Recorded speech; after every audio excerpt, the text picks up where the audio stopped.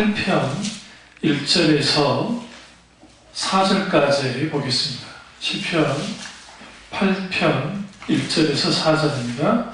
여호와 우리 주여, 주의 이름이 온 땅에 어찌 그리 아름다운지요. 주의 영광이 하늘을 덮었나이다. 주의 대적으로 말미암아 어린 아이들과 젖먹이들의 입으로 권능을 세우시며 이런 원수들과 보복자들을 잠잠하게 하려 하심이니이다. 주의 손가락으로 만드신 주의 하늘과 주께서 베푸신 두신 달과 별을 내가 보오니 사람이 무엇이기에 주께서 그를 생각하시며 인자가 무엇이기에 주께서 그를 돌보시나이까. 아멘. 말씀 제목은 인간이란 무엇인가, 기독교 관점에서 보는 인간이란 무엇인가 라는 말씀으로 은혜를 나누려 합니다. 우리가 인간이란 무엇인가, 혹은 인간은 무엇으로 사는가, 나는 누구인가 이라는 그 원초적인 질문이 상당히 중요합니다. 무신론적인 세계관을 갖고 있는 사람들은 그들은 결국은 인간은 우연의 산물이고 진화론이 마치 과학인 것냥 주장을 하는데, 진화론을 따라서 말 그대로 인간은 우연의 산물로서 물질적인 존재이라 그 이상도 그 이하도 아닌 것이 됩니다. 철저하게 인간을 중심으로 한 세계관이 만들어질 수밖에 없고, 그럼 인간이 중심이니까 인간의 이성, 인간의 감정, 기타 등 그러한 것이 아주 중요하게 되고, 이러한 게 이제 학문에 잘 투영되게 됩니다. 학문에 딱 투영되면 뭐가 발전하냐면 하나님이 없다고 하는 것에 막 증거를 삼으려고 하는 거예요. 하나님 없는. 그러니까 인간이란 무엇인가를 이 논제를 풀려면 하나님이 살아계시느냐 살아계시지 않느냐가 아주 중요합니다. 왜냐하면 만약에 하나님이 존재하지 않는데 인간이 존재했다라고 가정하면, 말 그대로 오늘은 이 세상이 말하는 뭐예요? 인간관은 아주 옳은 거예요. 왜요? 그 유인론이 결국 인간이 되어져 버린 그런 존재라고 한다면 결국 인간은 동물 이상도 이하도 아니잖아요. 그 이상도 이하도 아닌 그런 존재로 살아갔다. 그리고 마지막 인생 그렇게 죽으면 되는 겁니다. 근데 여러분, 이거 하나 아셔야 될 게, 하나님을 떠난 모든 그 인간이에, 그게 뭐 심리학이든 상담학이든 철학이든 어떤 것이든 간에 거기에는 마지막에 뭘로 올라갈 수밖에 없냐면 허무주의입니다. 다 헛된 거예요. 사람은 이거 헛되더라, 이거 별거 아니더라. 우스갯소리 한번 들어보세요. 우리나라에 아주 유수한 스카이 대학을 나왔어요. 어쨌든 이과대학을 나오고, 어쨌든 어떤 사람 문과대학을 나왔는데, 이과를 나온 사람은 결국은 이제 엄청난 직장, 대기업에 나와가지고 결국은 통닭집 사장을 하더라. 문과대 나와서 아주 좋은 직장에 들어간 사람이 이제 은퇴하고 난 다음에 결국 그 사람은 카페 사장을 하더라는 거예요. 결국은 이과를 나오든 문과를 나오든 통닭집 사장을 하든 카페, 커피숍 사장으로 끝나더라. 우스갯소리로 그렇게 말하는 거예요. 실제로. 그러니까 고위직으로 올라가지 않는 이상, 정말 높은 그렇게 올라가지 않는 이상은 후에 은퇴하고 난 다음에 또 뭔가를 해야 될 거잖아요. 그러면 창업하기 아주 쉬운 게 요즘 뭐예요? 통닭집이잖아요. 맥도날드 매장보다 많고 어마어마하게 많아요. 그리고 커피숍, 우리 길거리 돌아다녀 보시면 툭하면 커피숍이잖아요. 그러니까 이과는 그래도 기계를 다뤄야 되니까, 튀기기도 해야 되니까, 과학적으로 튀겨야 되니까 이과생들이 이제 간다, 통닭집 한다, 농담삼아 말하는데, 그러다가 돈 벌고, 그러다가 애들 있으면 결혼시키고 하고 난 다음에 인생이 그걸로 끝나는 거예요. TV나 세상에서 비춰주는 게 뭐냐면 럭셔리한 인생이 뭘까? 자기가 하고 싶은 거 다 잘 누리고 하면서 사는 것이다. 네? 그리고 여행 가고 싶을 때 가고, 다른 나라 가서 거기서 벚꽃 보고 맛있는 걸 사 먹고 즐기다가 오는 것. 그러니까 인생을 즐기는 것에 거기다가 방점을 탁 주면 그 즐긴다고 해서 인간의 공허함이 사라지느냐? 그렇지 않습니다. 유물론적인 진화론에 인간관을 가지면 인간은 동물로 보잖아요. 동물로 보니까 당연히 뭐 하겠어요? 동물 그 이상도 이하도 아닌 삶을 사는 거예요. 물론 조금 고동 동물이다 해가지고 좀 윤리 도덕적으로 조금 괜찮은 삶을 살 수 있을지 모르지만 이들은 종교를 어떻게 이해하냐면 진화의 과정에서 나타난 것이다. 결국은 인간의 끝에 진화, 원숙적으로 인간이 진화를 하면 신을 극복할 거다. 왜? 종교는 필요 없을 거를 분명히 알기 때문에. 그래서 결국은 신을 극복할 거라고 하는데 정말 그러냐고요. 무신론이라는 게 종교가 됐어요. 그래서 무신론자들 안에서도 팽팽한 대립이 있는데 전 세계의 무신론에 빠진 사람이 얼마나 될까요? 여러분 생각할 때. 인구가 지금 70억이 넘었는데 종교 인구를 따지면 기독교 다 합해가지고 세계 종교 인구를 쭉 따져봤을 때에 90% 이상이 종교를 갖고 있어요. 몇 퍼센트요? 90% 이상이. 그러니까 어마어마한 숫자인 거예요, 이게. 그러면 종교를 안 갖고 있다고 하는 사람은 종교가 없느냐? 그렇지도 않아요. 그러니까 그들이 생각하는 종교를 안 갖고 있을지 모르지만 그게 돈이든 그게 뭐 쾌락이든 그게 뭐 물질이든 어떤 것이든 그런 것들이 종교화돼요. 아니, 그 아르헨티나에 마라도나 종교가 있잖아요. 축구 종교. 마라도나 축구 선수, 그 유명한 축구 선수가 거의 종교예요, 그게 저희들이. 그러니까 그런 일들을 인간들이 하는 겁니다. 이런 모순적인 세계관은 인간이 중심이 되기 때문에 인간이 이루어놓은 문명, 인간이 갖고 있는 이성, 지성 이러한 것들을 맹신해요. 그러니까 크리스찬 의사들, 크리스찬 학자들, 크리스찬 그 사람들을 겸손해야 돼요. 정말로. 근데 설익으면 아주 건방집니다. 마치 우주를 연구하는 오늘날의 대단한 학자들 대단해요. 계산도 엄청나게 해요. 그렇다고 해서 우주를 다 아느냐? 아니요. 자기들 알고 있는 우주에 대한 지식은 자기들이 얼마인지도 몰라요. 우리는 인류가 달까지 가봤지 다른 행성에 가본 적이 없잖아요. 달만 가봤지. 그것도 달도 여러분 생각에 그 화성에 지금 탐사선에 가서 막 다니잖아요. 다니는데 그 우리 생각할 때 막 10km 이상씩 막 달려가서 막 할 것 같아요? 아니에요. 고작 하루에 몇 미터 그것도 엄청난 거예요. 그걸로 표본 조사하고, 그걸로 데이터 분석하고. 그렇게 하면 수백만 년 해봐라세요. 잘 풀려나가나. 이거는 거짓말을 한 것도 아니고 거짓말 수준도 아닌 거예요. 물론 우주 밖으로 나갈 수 있는 기술이 있다는 대단한 것이지만 그럼에도 불구하고 창조하신 하나님의 세계에 비하면 인간은 티끌같네요. 티끌. 그러면 기독교의 관점에서의 그 인간이란 무엇인가라고 할 때 저도 세 가지 그 눈이 필요해요. 첫째는 창조주 하나님이 있다는 것을 전제해야 됩니다. 그러니까 우리가 창조주 하나님을 믿어야 돼요. 나는 누구인가라는 문제를 풀 때. 두 번째는 인간은 하나님의 피조물이다. 이거 알아야 돼요. 나는 피조된 존재라는 거예요. 내가 스스로 살 수 있는 존재가 아니고 주님께로부터 만들어진 존재라는 것을 분명하게 알아야 되고, 마지막 세 번째는 결국은 모든 인간은 하나님께로 돌아가야만 한다라는 거예요. 왜요? 하나님께로부터 창조됐기 때문에 시작이 하나님께부터 시작됐고, 그리고 마지막 죽었을 때 어떻게 해요? 주님께로 돌아갈 수밖에 없는 거, 그 인간이에요. 그럼 우리가 이 땅에 태어나가지고 아무리 뭐 오래 살아도 100살 이상 살기가 쉽지 않기 때문에 그 인생을 산다 할지라도 거기에서 내가 하나님과 육신을 가지고 만날 수 있는 날이 그렇게 길지 않아요.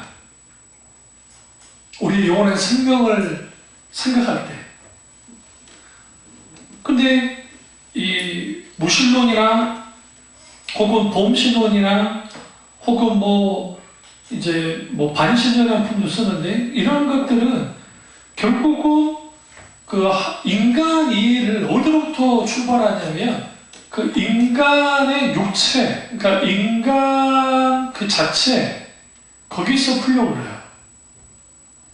그러니까 인간이 언제 생겼을까 근원으로 돌아가 봐야 돼. 상상을 해야 되죠. 벽화라든지 화석이라든지 다 뒤져봐요. 근데 결국은 쭉 올라가다 보니까 이제 상상하는 거예요. 일종의 상상의 이게 상상력을 동원해서 유인원의 후손이라고 본 거예요. 자바인, 북경인 막 그런 게 있어요. 근데 그 북경인도 그 크로마뇽인 이거 가짜가 나왔잖아. 네안데르탈인가? 크로마뇽인가? 그 가짜가 나왔잖아요. 그러니까 이런 게 마치 끼워 맞추기 식으로 탁탁탁 해버리면 그런 거 좀 그럴 것 같고 그럼 지나가면 놔두고 자본주의 안에 살고 있는 많은 사람들 그리고 소위 이제 그 하나님을 믿지 않는 사람들에 있어서의 인간이란 무엇인가라고 할 때는 호모 사피엔스 생각하는 존재 인간 사유하는 인간 그런 거 많이 하잖아요. 도구로서 인간 그런 사회적인 정의를 많이 해요. 그런데 결국 인간이 인간다워지는 게 뭘까라고 할 때 그 인간성을 그대로 잘 드러내면서 하면 된다는 거예요. 그래서 미술 작품으로 과학으로 무엇으로 치장을 했어요. 치장을 해놨는데 문명은 엄청나게 발전했죠. 그런데 시대가 가면 갈수록 사람들이 싸워지고 더 사람들이 어떻게 해요? 냉랭해지고 더 사람들이 인간성을 그렇게 강조하는데 인간성이 땅에 떨어지기 시작합니다. 어저께 글을 알아봤는데 네덜란드는 창녀가 직업이에요. 홍동가가 정식 직업이에요. 근데 요즘에 중국 사람들이 하도 홍동가를 하도 많이 오니까 저녁 8시인가 10시인가 그 다음부터는 출입금지. 만약에 출입을 하더라도 허가를 받고 출입하도록 해요. 그리고 그 창녀들한테 사진 찍으면 안 된다. 그런 규정. 그럼 네덜란드가 어떤 나라입니까? 개혁주의의 산본향이에요. 우리 장로교 개혁주의의 산본향인데요. 근데 타락하니까 동성애 가장 먼저 연대가 네덜란드고 동성애 커플 부부 인정하는 나라 네덜란드고 그리고 창녀들이 직업으로 인정받는 것이 네덜란드예요. 그러니까 그런 나라가 되어버렸단 말이에요. 하나님을 떠나고 인간이 무엇인가라고 나와버리면 인간에 대한 정의는 결국은 인간 스스로가 스스로 존재하는 존재가 아니고 하나님께로부터 창조되었기 때문에 피조된 인간이 자기 인간성을 찾아간다고 찾아갈 수가 없어요. 철학자들이 수천 년 동안 찾아봐도 찾지 못했고 그리고 그 대단한 교조들 그러니까 여러분이 석가모니를 비하하면 안 되는 게 석가모니는 스스로가 신이라고 한 적이 없고 후대의 대중불교, 소수불교, 대승불교로 나눠주면서 그 대승불교가 석가모니를 아주 신성한 존재처럼 만들어 나온 것 뿐이에요. 그게 어디 영향을 받았을까 할 때 많은 학자들이 그 말을 하죠. 그게 그 실크로드로 쭉 인도까지 왔다 갔다 하잖아요. 실크로드, 로마까지. 그러니까 그리스 로마의 영향도 받고 거기 당연히 기독교 영향을 받고 유대 종교 영향을 받았을 거라고요. 기독교는 나도 그때 후에 나왔어요. 기독교는. 그러니까 그 종교화되는 거예요. 그러면 왜 석가모니가 그토록 그랬느냐? 그러니까 사실 불교는 신이 필요 없는 종교예요. 그 이유가 스스로 깨닫는 거니까. 그 진짜 불교 스님들이나 진짜 불교 신자들은 스스로 깨닫는 거예요. 그게 해탈이에요, 해탈. 어떤 신이 필요 없지 않아요. 자기가 해탈하는 순간 자기가 신이 되는 거죠. 그 자기가 신적인 존재가 되는 거예요. 그런 건데, 이게 변질되니까 이상하게 흘러간 거야. 그럼 기독교는 안 그러나요? 기독교도 샤머니즘에서 변질돼서 기복주의 신앙이 변질이 돼서 잘못된 미국의 실용주의와 적극적 사고신과 본영주의의 영향에 의해서 그렇게 됐어요. 그러면 그들이 보는 인간관과 성경에서 보는 인간관은 어떻게 다르냐면, 성경에서 보는 인간관은 인간은 본래 하나님께로부터 창조됐기 때문에 어떤 존재예요? 아주 하나님을 대신할 수 있는 왕적인 존재이자 아름다운 존재예요. 본래 성경에서 인간관은. 그런데 아담과 하와가 타락함을 통해서 모든 하나님이 주신 하나님의 형상이 파괴된 거예요. 여기서 이제 장로교와 감리교로 나눠지는데, 감리교에서는 이제 그 형상이 일부는 남았다라고 보는 것이고, 장로교에서는 전적인 타락을 말해요. 전적인 타락. 전적으로 타락했고 완전히 무너졌다는 거예요. 무너질 거죠, 형상이. 그 형상을 회복시키기 위해서 주님이 어떻게 했느냐, 이제 찾아오셔서 계시하시고 결국 예수 그리스도가 이 땅에 오시는 거예요. 그러니까 인간이란 무엇인가라고 할 때에 인간 본연의 자기를 정확하게 들여다보려면 하나님 앞에 서야 되고, 하나님 앞에 서게 되면 내가 누구인가라고 할 때에 나는 죄인일 수밖에 없다. 오늘 시편 기자가 사람이 무엇이란데 무엇이기에 주께서 그를 생각하시며 인자가 무엇이기에 주께서 그를 돌보시나이까. 그 3절에는 창조주 하나님을 말하잖아요. 하나님이 주신 세계를 받고, 그런데 내가 하나님과 나 사이에 나를 비교해보면 나는 아무것도 아닌데 주님이 나를 생각해 주시더라는 거예요. 그리고 그분이 뭐예요? 나를 돌봐주시더라는 거죠. 이게 아주 중요합니다. 결국은 인간을 이해할 때에는, 인간은 아주 복잡하죠. 마음도 복잡하고 생각도 복잡합니다. 그럼에도 불구하고 이 모든 것을 통칭할 수 있는 것은 하나님을 떠난 인간은 인간 자신의 본성을 찾을 수가 없어요. 있다고 한다면 육체적인 본성이에요. 그게 죄의 본성이에요. 그게 아담의 본성이에요. 그 아담의 본성을 따라서 사는 거예요. 따라서. 거기서 나온 게 종교예요. 종교는 왜 나왔느냐? 이 자기 인간이 원하는 욕구의 분출로서 나온 거예요.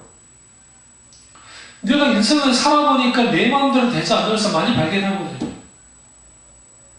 그러니까 또 하나님이 거하셔야 될 자리, 전도서에 말하듯이 영혼의 자리가 있는데, 그 비어버린 통 공간 안에 뭘 채워야 되겠어요? 근데 살아서 역사하시는 하나님이 아니라 자기들이 원하는, 자기들이 스스로 뭐 할 수 있는, 움직일 수 있는 신을 원하는 거예요.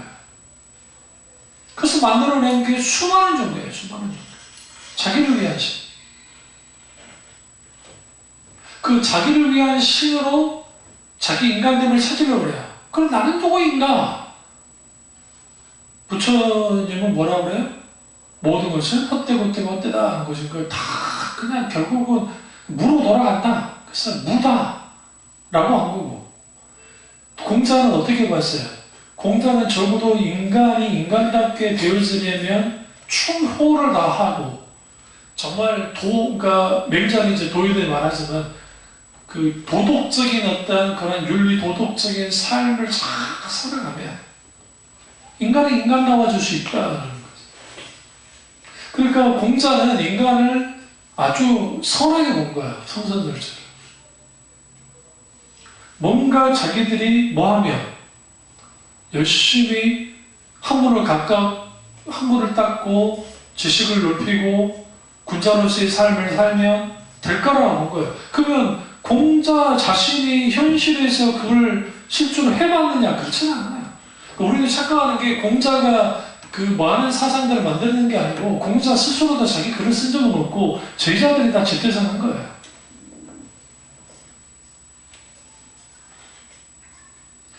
그러면서 맹자는 성악설을 봤어요. 인간은 본래 악하다고 본 거예요. 그러니까 접근 방법이 좀 달라요.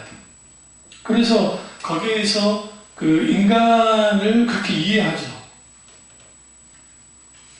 그러니까 계속 우리는 볼 때 인간이란 누군가, 무엇이야, 뭐냐, 결국은 성경이 이렇게 말합니다. 하나님의 창조, 인간 창조에 대한 기록이 창세기만 많이 나온 게 아니라, 그러니까 우리가 천지 창조의 기록이 제일 많이 나온 것이 어디예요? 시편. 시편이 가장 많이 나와 있어요. 그러니까 여러분 성경 보시면 그게 하나님이 창조한 것에 대한 기록이 많이 나와요. 그럼 왜 시편이 많이 나와 있을까요?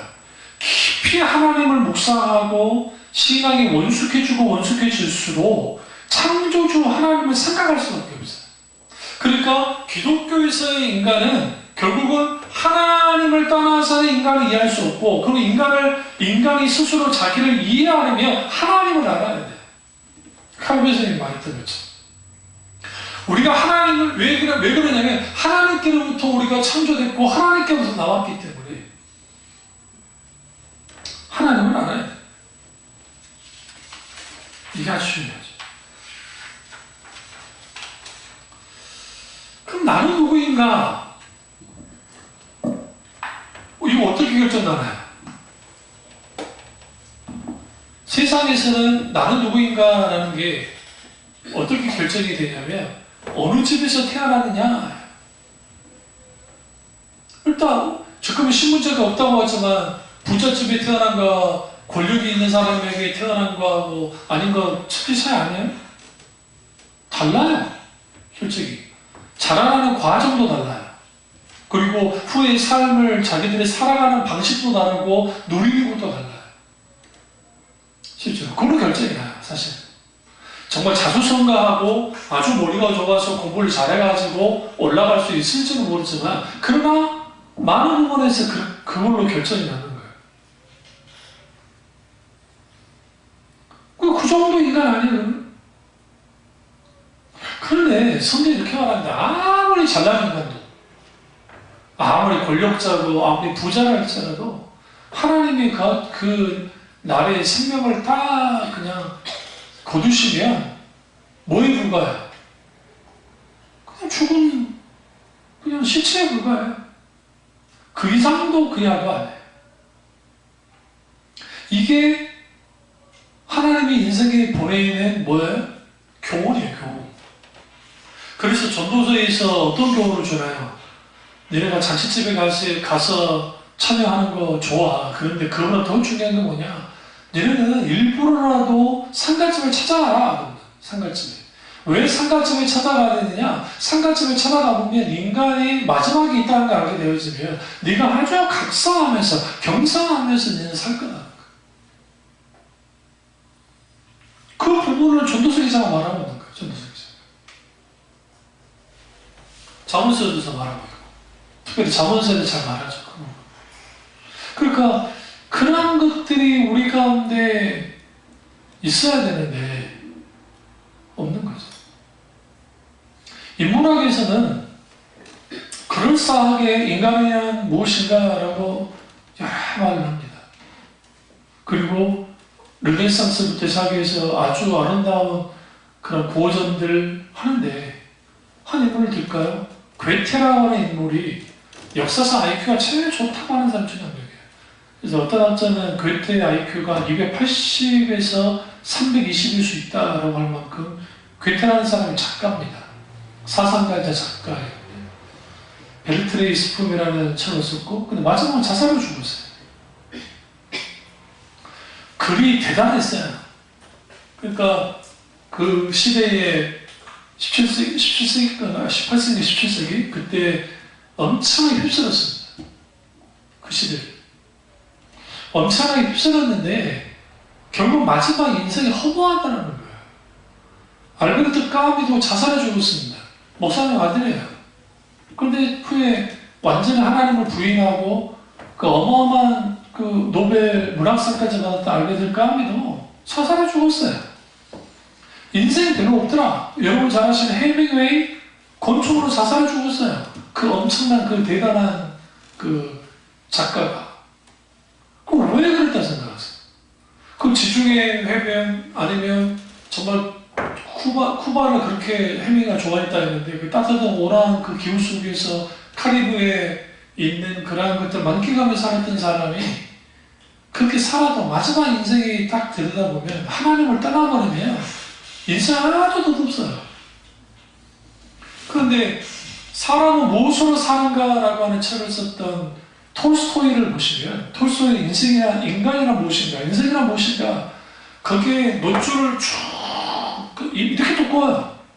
저희 집에도 있는데 읽다 보면 이 톨스토이라는 인물은 어떤 사람이 부자로 태어났어요. 그러니까 귀족이에요.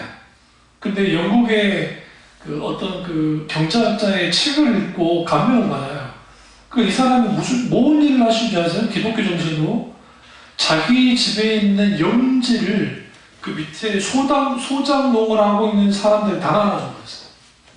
땅을 다 나눠줬어요. 물론 그분은 아주 유명한 분이었고 책도 잘 팔렸기 때문에 그 가난하게 하진 않고 부유하게 살긴 하셨지만 여러분 생각해보세요.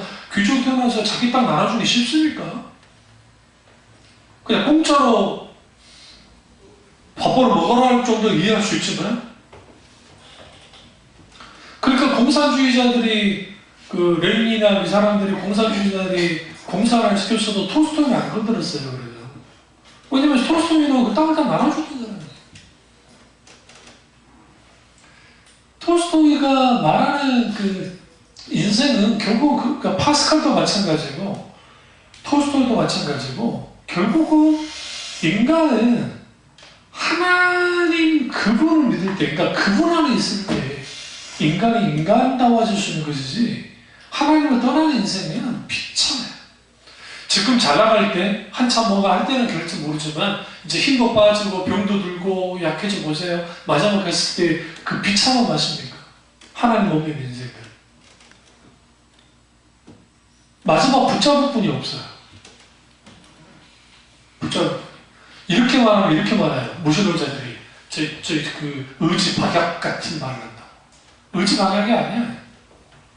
모든 인간은 하나님이 창조하실 때 하나님을 절대적으로 우존하도록 창조됐어요. 사실. 그런데 하나님 아닌 다른 대용품들을 만들어서 그게 의학이면 의학이고 과학 문명이면 문명이고 돈이면 돈이고 그런 것들을 해놓고 하나님을 대체해버려요. 그러니까 오늘날의 시대에는 하나님을 대체할 게 너무 많아요. 하나님을 대체할 게 너무 많으니까 하나님을 대체하면서 그렇게 살아가요. 살아가는데 대체하고 싶어도 대체하지 못할 때가 있는데 그게 뭐냐? 죽음이야. 죽음을 대체할 수가 없어요. 내가 무슨 수백 조를 갖고 있고 내 한마디 말이면 생사 여타가를 갖고 있는 권력자가 할지라도 김정일이 죽어버리니까 아무것도 아니잖아. 만약에 김정일 밑에 우리가 살았는데 김정일이가 살아있으면요 숨이 쭉 갔다 붙어있는 상태에서 명령 내도 우리 죽잖아요. 근데 그 생명 딱 걸어가 버리니까 아무것도 아니잖아요. 아무것도 아니죠. 사탄은 하나님께로부터 창조된 인간성을 회복하기를 원하잖아요. 오늘 시편 기자가 주님 만드신 이제 이거를 막 딱 보고 하늘과 백분 주신 달과 별들을 내가 봅니다 하면서 막 주님께 찬양을 하잖아요. 하나님이 창조하신 세계를 들여다보고 주님이 다스리시고 6절에 보면 주의 손을 만드신 것을 다스리게 하시고 만물을 그 발 아래 두셨으니 곧 모든 소와 양과 들짐승이며 공중의 새와 바다의 물고기와 바닷길에 다니는 것이니이다. 여호와 우리 주여 주의 이름이 온 땅에 어찌 그리 아름다운지요. 주님의 손으로 만드신 것을 우리가 다스리게 했는데 결국 다스린다는 것은 문화적인 삶을 사는 거야. 다스린다는 표현이 막 어감한 그런 차원보다는 이걸 경작한다는 의미가 아니에요. 경작한다는 것은 새롭게 변화시키고 만들어내는 거죠. 창조 활동을 하는 거죠. 근데 이 모든 것은 하는데 여호와 우리 주여 주의 온다요 그냥 아름다운지 하나님을 기억하는 거야. 하나님을 생각하는 거야. 예수 믿는 사람들의 인간 그래서 나는 누구인가 난 누구인가 개똥이 집에 태어나서 개똥이로 살아왔고 내가 누구 어떻게 배웠고 어떻게 그게 아니라 나라는 인간은 하나님께로부터 창조된 인간이고 내가 하나님께로부터 구원받은 인간이고 결국 나는 하나님께로 돌아가야 될 인간이라는 거야. 나의 가치는 그렇기 때문에 너무나 소중한 가치를 갖고 있는 거예요. 그 보험성가 중에 당신은 사랑받기 위해 태어난 사람 맞아요. 그런데 거기에는 카톨릭적이라 했잖아요. 왜 그러냐면 거기에 뭐가 빠져있냐면 그 찬양에 뭐가 빠져있냐면 하나님의 구속의 경륜과 하나님의 주권이 빠져있어요. 왜 세상 사람들이 그 노래를 쉽게 받아들일 수 있을까요? 우리 서로 사랑하는 존재니까 우리는 사랑받아야 하는 존재로 태어났으니까 우리도 사랑하면서 사랑받으면서 우리 행복하게 삽시다 하는 메시지이기 때문에 그 자체는 뭘 할 게 없어요. 근데 그게 하나님이 인생을 창조한 목적은 아니라는 거예요. 물론 하나님 우리가 사랑받기 위해서 창조하시면 사실은 그렇게 살기를 원해요. 그런데 인생을 살아갈 때 우리가 늘 사랑만 받고 살았나요? 늘 행복하면서 살았습니까? 이런 말이 있죠. 이 또한 지나가리라. 그게 기독교인들이 너무 쉽게 받아들여요. 그 명제를. 이 또한 지나가리라. 좋은 의미로 해석하면 이거예요. 이런 고난과 힘들고 어려서 그래서 시간이 지나면 그래도 이제 지나갈 거야. 그러니까 용기 잃지 말고 우리가 정말 잘 지롭게 해서 그렇게 이제 한번 견디자라는 거예요. 그런 의미로서 우리는 뭐 비판할 건 없어요. 근데 문제가 뭐냐면 그게 기독교적이지 않다는 거예요. 기독교는 뭐냐면 이 고난이 닥쳤을 때 하나님 이 고난이 내게 어떤 의미가 있습니까? 라고 다가가는 거예요. 무슨 지 아세요? 고난이 지나가기를 기다리면서 납작 엎드려 있는 게 아니라 우리는 고난 앞에 맞서는 거예요. 딱 서요. 서서 하나님 이 고난이 내게 있어서 뭐 어떤 의미를 갖고 있습니까? 내가 이 고난 가운데서 무엇을 해야 됩니까? 저렇게 묻는 거예요. 물으면 하나님이 이 고난의 이유에 대해서 말씀하시기도 하고 아니면 고난을 이겨가는 그 과정 속에서 왜 내가 이 고난을 받아야 되는지에 대해서 알게 되는 거예요. 물어보죠. 이 세상은 공평합니까? 공평하지 않아요. 사람 자체가 공평하지 않기 때문에. 그럼 물어보죠. 하나님은 공평하십니까? 여러분 정말 하나님은 공평하다고 생각하세요? 아니에요. 뭘 고개를 끄덕여요. 정말 하나님은 공평해? 그럼 왜 나는 이 모양에 꿇려 있는데? 왜 우리는 이 모양에 꿇려 있는데? 하나님 공평하시네. 잘 생각해보라고. 믿음도 없고 개떡 같은데 본인보다 또 잘 먹고 잘 사는 애들 있잖아. 응? 좋은 대학 나와서 어떻게 해가지고 그러면 그 하나님 공평한 거예요? 나도 마찬가지지. 나도 목회해야 하는데 나보다 좀 못하고 한 것 같은데 괜찮게 목회하는 사람 있을 거 아니야. 그럼 하나님은 공평한 거예요? 아니 하나님이 불공평한 것 같아. 송명의 시인이 아프잖아요. 몸을 소아마비에 해가지고 손 다 꺾이고 찢어지고 가난하고 어느 날 이제 주저앉아 있는데 갑자기 하나님이 내적인 감동을 주시다는 거예요. 받아 적어라 하니까 이제 그 감동만 받아 적었는데 나 가진 재물 없으나 나 가진 재물 없으나 남이 뭐 없잖아 막 있잖아요. 그것까지는 써봤는데 갑자기 공평하시 중단했다잖아요. 하나님 내 몸뚱아리 보세요. 내 몸뚱아리. 내 몸뚱아리만 봐도 하나님은 공평하지 않잖아요. 어떻게 공평하다 하세요? 오늘 우리가 신앙생활 하면서 우리는 많은 교리로는 하나님은 공평하십니다 라고 말하지만 정말 그분이 내게 공평하냐고요. 우리 심적으로 공평합니까? 내가 이 정도 있으면 하나님은 좀 더 해주셔야지. 근데 우리 이거 알아야 돼. 세상 눈에 볼 때 공평치 않고 내가 생각할 때 공평치 않는데 하나님이 그것을 허락하신 이유가 있어요. 뭘요? 공평치 않게 보이는 그런 환경, 고통, 문제 속에서 하나님이 그와 함께함을 통해서 하나님의 본심을 알도록 하는 거예요. 그래서 하나님이 공평하시다는 거예요. 성경을 보시면 엘사와 야곱을 보세요. 엘사와 야곱 중에 하나님은 공평하지 않은 것처럼 보이지 않으세요? 엘사가 무슨 큰 잘못을 했다고 그냥 임신한 상태에서 갑자기 큰 자가 작은 자를 섬겨야 될 거라고 주님 이미 말씀하시고 그러잖아요. 근데 인생을 살아가는 모습을 보면, 이제 그 모습을 보면, 엘사는 오히려 정상적으로 살아요. 세상 눈에 봤을 때. 세상 눈으로 봤을 때. 야곱이 아주 파란만장하게 삽니다. 그리고 사기도 치고. 엘사가 사기쳤단 말 들어보셨어요, 선생님? 없잖아요. 사기꾼짓 하지 않았어요. 그는 자기 힘과 자기 능력을 가지고 살아왔고 부도 이뤘어요. 힘도 가졌어요. 야곱은 삼촌 라반 뒤통수 치고 사기 쳐가지고 그렇게 해서 부를 얻었단 말이에요.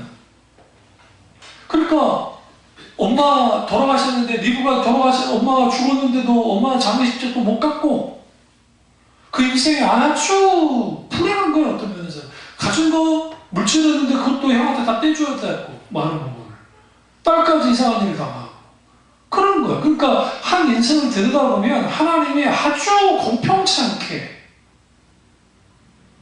장자의 명분을 별것도 아니라고 여기는 에서는 큰 문제 없이 살아가는데 야곱은 너무 파란만장하다는 거예요. 그런데 그거 아세요? 하나님은 그 파란만한 인생 속에 함께 하심을 통해서 하나님의 뜻을 이뤘다.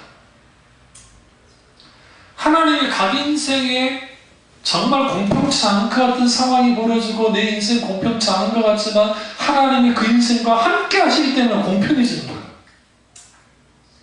그러니까 잘 나가는 사람 할 필요 없어요. 전도서 기자가 그러잖아요. 뭐라고 말합니까? 전도서 기자가 야 저기 주인들이 악한 자들이 잘 먹고 잘 산다고 했으니 그것 때문에 마음 졸일 필요 없어. 그들의 결국은 뭐다? 아무것도 아니야. 궁극적인 의인들이 궁극적인 모든 것을 이룰 거야. 얻을 거야. 누릴 거야. 세상의 인간 이외에는 인간은 할 수 있다. 인간은 모든 것을 할 수 있는 능력이 있다. 인간은 모든 것을 할 그런 존재이다라고 가르치면서 그렇게 되기를 바라요. 그리고 학교 교육이 그런 식으로 해요. 그런 식으로 해요. 경쟁을 붙여가면서. 문제는 뭐냐면 하나님을 떠나서 인간이 그렇게 살면 어느 정도로 이루어진다는 거예요. 하나님 없어도 될 것 같아요. 그냥 막 살아요. 그러나 위기와 고난이 닥칠 때 여러분 무신론자들도 하나님 안 믿으면서 신을 찾는 거 아세요? 급함을 찾아요. 이게 인간의 본성이에요. 본성. 하나님이 영혼을 사모하는 마음을 우리 마음속에 두셨기 때문에 인간은 그렇게 되어 있어요. 하나님께로부터 창조된 존재, 그것이 인간이고 그렇기 때문에 인간은 하나님의 형상의 가치를 갖고 있는 존재들이고 하나님의 형상의 가치를 갖고 있기 때문에 창조활동도 하는 것이고 여러 가지 지적 의를 통해서 지성과 감성과 의지를 통해서 여러 일들을 이루었어요.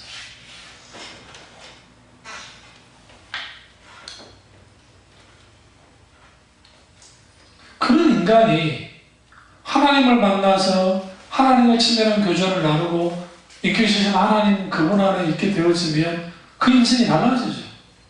그게 달라지는 거죠. 근데 문제는 내가 누구입니까? 나는 누구인가? 라는 그 질문에 요즘같이 다원주의는 야 그거 그냥 네가 알아서 정의하면 그게 정답인 것이야 라고 하는 세상에 대해서 그렇지 사실 정답을 말해주지 못해요. 문제가 뭐냐면 교회마저도 그런단 말이에요. 교회마저. 카톨릭이 진화론을 받아들였던 계기는 교황이 받아들여져 있고, 원래 진화론은 신학을 하다 보면 카톨릭 신학 자체가 자유주의 영향을 많이 받았어요. 자유주의. 그 사람들은 성경을 안 믿어요, 사실. 솔직히 말씀드리면 카톨릭이나 자유주의자들은 성경은 하나의 경전, 그러니까 계시된 말씀이라는 의미보다는 우리처럼 개혁교회처럼 계시된 하나님의 완전한 말씀으로 보기보다는 전통 속에서 쓰여진 글들이라고 하는 거예요. 그 대신 가치 있는 글이라고 하는 거예요. 성경 말씀보다 교황의 말이 더 중요한 거예요. 그래서 그 사람들. 그러니까 개신교 안에서도 그런 얼빠진 인간들이 있더라고. 기독교적 유신론적 진화론을 주장하는 그 얼빠진 인간들. 그러니까 왜 그러느냐? 인격체신, 살아서 역사하시는 인격체신 하나님을 성경 말씀 가운데 하나님을 만나게 되면 그럴 수가 없어요. 제가 학부 때 신학하면서 출국 들었던 게 신앙과 학문은 다르다는 거예요. 그래서 신앙은 보수적으로 하더라도 학문은 자유주의적으로 해야 된다는 거예요. 좀 자유롭게. 어떻게 신앙과 학문이 다르게 갈 수 있습니까? 어떻게? 물론 보수신앙한다면서 자유주의자들이 주장하는 것에 대해서 모래하면 안 되죠. 그렇죠. 그래서 반문 서서부터 시작해서 자유주의적인 어떤 글들, 몰프머부터 슈라 에르마허, 카르 바르트, 신정통주의자긴 하지만 기타 등등 그러한 글들을 판네메르크 또 그런 글들을 계속 많이 읽어봤어요. 믹괴로부터 시작해 믹괴로도 마찬가지고. 읽다 보면 시각이 전체 흔들려요. 흔들리는 경우가 일부러 저를 몰아세웠어요. 왜 몰아세웠느냐? 알아야 되니까. 그러니까 그때 주사를 많이 맞아놨기 때문에 어떤 자유주의적인 발언들이 나오고 해도 흔들리지 않아요. 한 번쯤 흔들려보는 경험을 해야 돼요. 신학생 때. 목사 때 하면 이건 심각한 거예요. 목사 때 하면 안 되고 신학생 때. 제가 그거 흔들리면 안 돼. 그래서 대학원에, 학부일 때 기숙사에서 짐 싸고 내려가려 했다니까. 때려친다고. 도저히 견딜 수가 없어요. 하나님이 안 믿어지는 거야. 갑자기. 하나님이 정말 살아계시긴 하는 건가? 그것도 무슨 대단한 자유주의 신앙을 내가 한 것도 아니고 살짝 발을 담갔을 뿐인데도 그렇게 힘들어요. 근데 그 밤에 하나님이 내게 찾아오셔서 만져주시고, 그리고 깊이 하나님의 말씀과, 그리고 이제 루이스 볼컵이라든지 기타 등의 그런 책들을 쭉 읽으면서 달라진 거죠. 그걸 소화시키죠.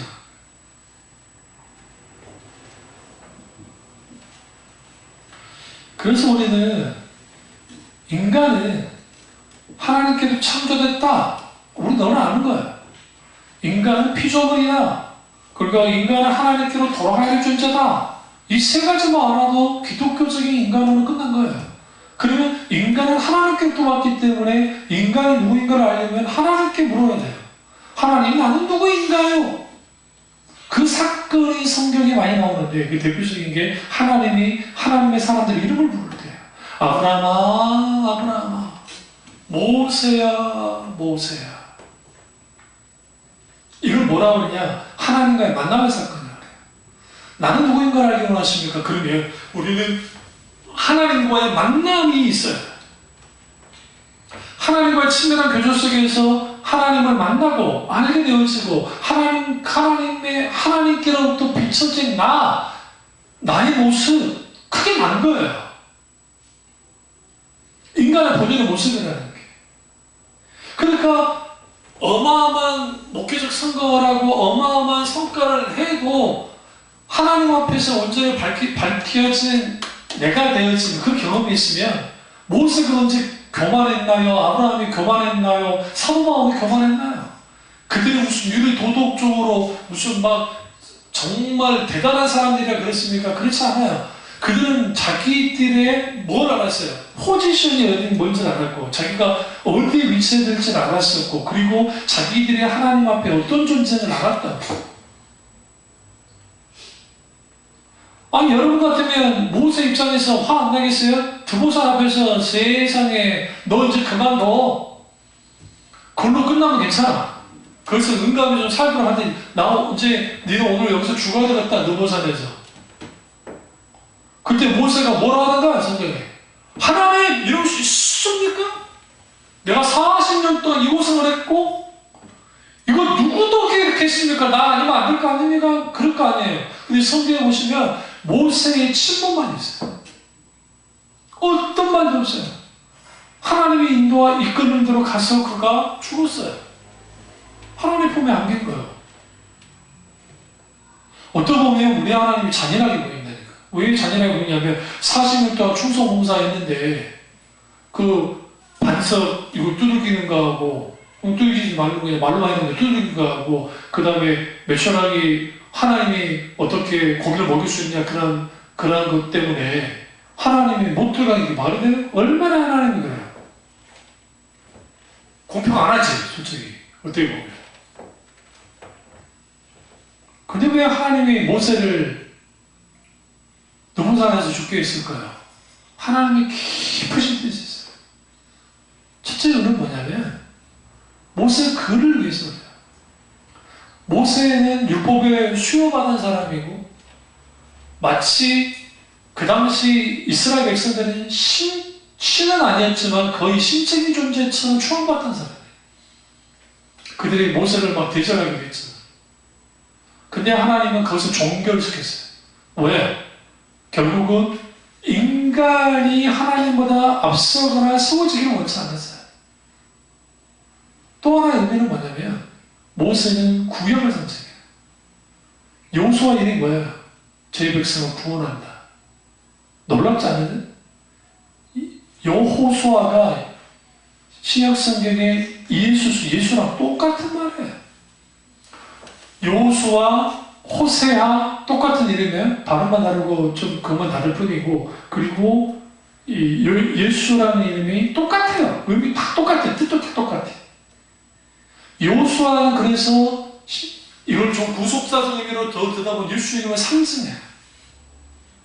율법이 이제 느보산에서 율법에 받았던 모세가 거기서 죽음을 통해서 율법은 상징적으로 거기에 이제 끝났다 말하면 완성이 되고 마침이 되고 그리고 요소라고 하는 인물을 통해서 가나안 땅에 들어가는